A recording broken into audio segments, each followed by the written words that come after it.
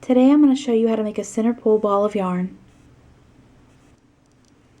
A lot of the yarn that you buy already has a center pull from it, but sometimes you'll get one that doesn't, or if you make your own yarn or you buy it in a hank or something like that, it won't. So you'll need to know how to make your own. What you'll need to do is you take the end of your yarn and you're going to put it in your finger and you're going to hold it like this. So you've got a good grip on it. And then you're going to make a figure 8 movement.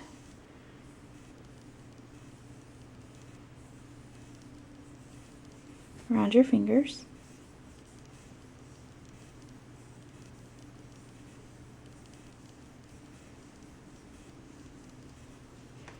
Okay, and then I've done, I don't know, that's probably about an inch or something like that, up my fingers. Sorry, there's a piece of fur or something on that. Anyway, so once you have that, what you're going to do is you're going to slide your thumb out and your other finger,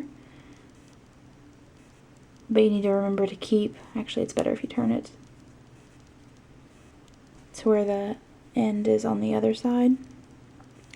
Anyway, you're going to put that back in your finger, so you're doing that just so you don't lose it or it doesn't get tied up in there. But anyway, then you're going to loosely wrap the yarn around, sort of as if it was a bow. Now, keeping your thumb where the yarn, or the end of the yarn is coming out, which I know it's kind of hard to see, but it's right here. So just keep your thumb there, and then you're going to take the ends of the makeshift bow and sort of group them together. And then I usually use my fingers to hold it, and then you're just going to wrap loosely at first. Just start wrapping. You can just turn it, but make sure you keep your thumb over where the end comes out.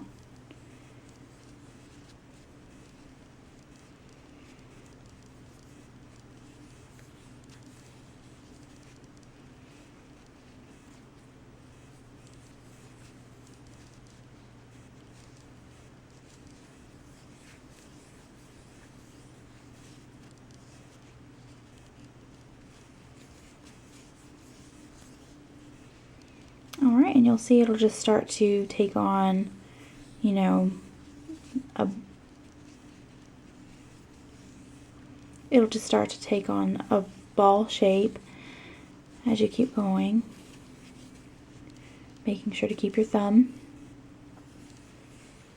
where it is. Otherwise, the reason I say that is because if you don't, you'll end up putting it through and then you won't be able to pull it from the center. It'll get knotted up. Alright, and then you just keep going. And I usually go in this sort of diagonal direction, but you can really do it however feels more comfortable to you. I just think that this usually makes for something that's a little bit more rounded and less lumpy when you get down to it.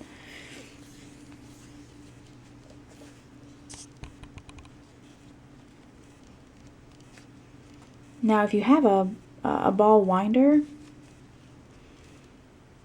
okay, before I say that, anyway, you can see like this one's starting to come up because I didn't wrap it down enough close to the end, but that's alright. You just have to be a little careful with it, otherwise it'll pop all the way up and then you have a problem. And as for the ball winder, if you have a ball winder, you don't actually need to do this by hand, but sometimes, I'll be somewhere that I don't have one, or I just want to use this, or if I'm making small ones. I actually made a bunch of little balls, and I wanted them a little bit more round, where sometimes the ball winders, they look more cylindrical. And anyway, alright, so if you want, you could go